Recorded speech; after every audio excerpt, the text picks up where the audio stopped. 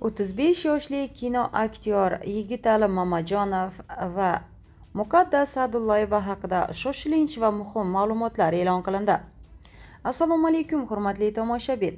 Mashhurlarimiz hayotida ro'y berayotgan eng so'nggi va muhim ma'lumotlardan doimiy xabardor bo'lmoqchi bo'lsangiz, hoziroq 3-5 uz kanaliga obuna bo'ling va bizni kuzatishda davom eting. 35 yoshli kino aktyor Yigitali Mamajonov 5 farzandning otasi hisoblanadi. Uning xonanda Rayhon bilan nikohidan Islom va Imron ismli egizak o'g'illari, ikkinchi turmushi Nigina ismli ayoldan esa qizi bor.